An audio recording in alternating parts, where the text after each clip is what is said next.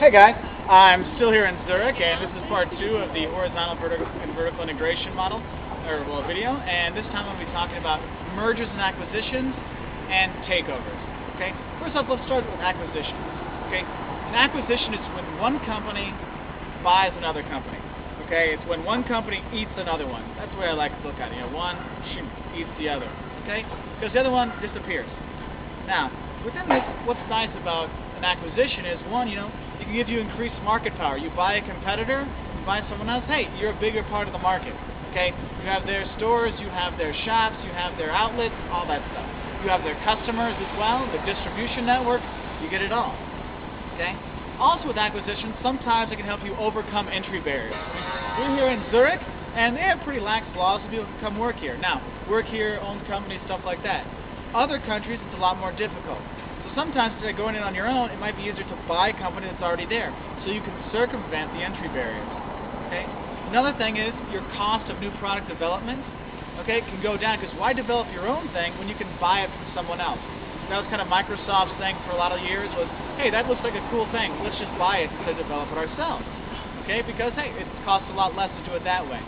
In that same mode, it lowers your risk because you know that product exists. You know it's already there, and you have all their things, so it's not as scary. All right. Also, you can help you increase your diversification. Maybe you want to get into a different kind of product thing. Well, we can buy something else. We sell cars. Well, if we buy a truck manufacturer, it can increase our product line. We have another way that we can make money. Okay? So, if you look at the bad side of acquisitions, though, sometimes it's hard to integrate the companies. There's a lot of failures. Compaq and HP, there's many ways you see acquisitions didn't quite work out. Okay? Because the managers didn't work well together. Or the company, what they thought would work, doesn't work. Oh, our system and your system should fit perfectly. It doesn't. So integration can be difficult, which causes a problem. Sometimes you have an inadequate evaluation of the target. They just say, oh, I want to buy this, so they don't see all the problems. Okay, when Marks and Spencer's, it's a British kind of department store, when they bought the Brooks Brothers line of clothing, they thought, oh yeah, this is a great clothing, these kind of things. The problem was that there was a lot of problems there and it didn't work out because they didn't evaluate it well. They overpaid for it.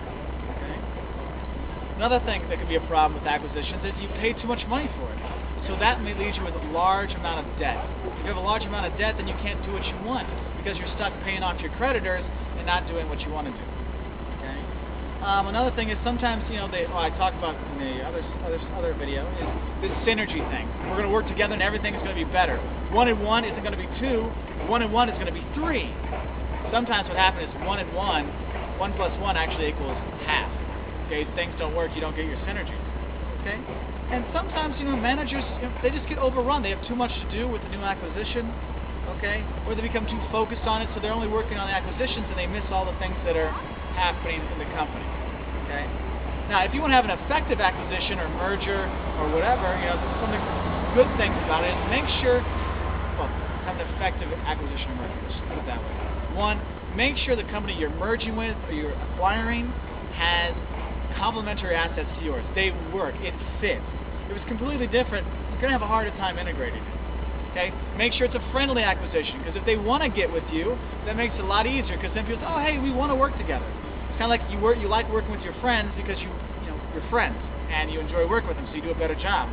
If I put you in a group with someone you hate, you're not going to work as well. It's the same way with acquisitions. If they don't want to be acquired, they don't want to merge, they're going to fight you. Okay? So it's not going to help you. Also, you need to be very careful in your selection process. Do your due diligence.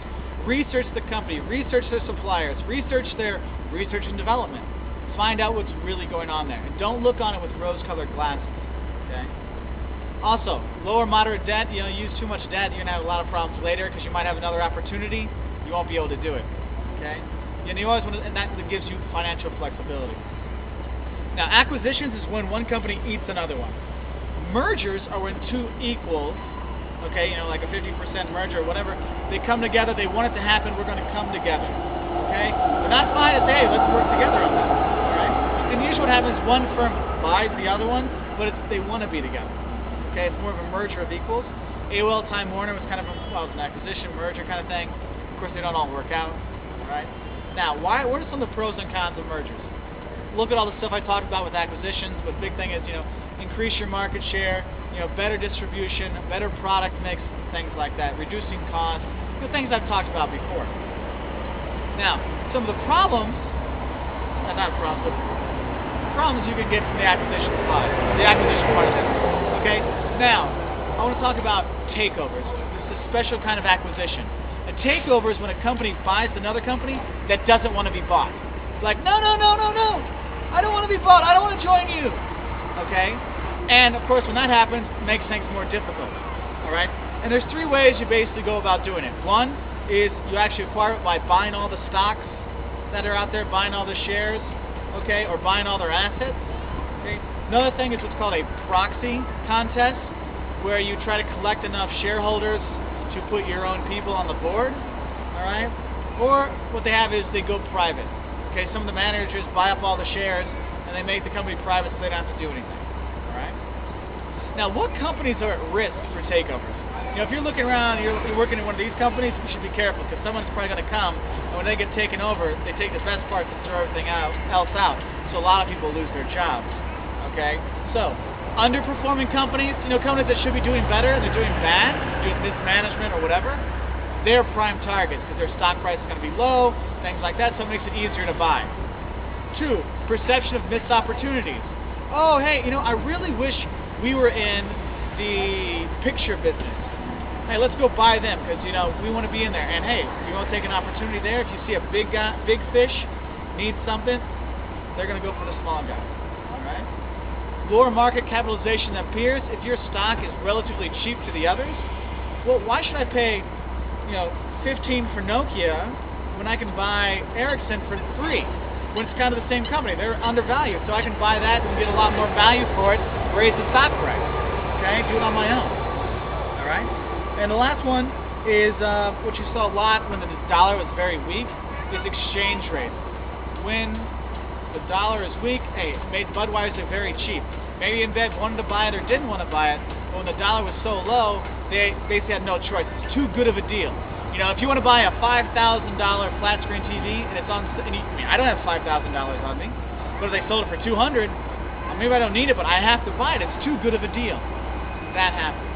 And one last little thing, because I'm here as a tourist and I'm watching people walk by, look at my camera while I'm doing this, is you think of robbers, they want to rob people that have the most money.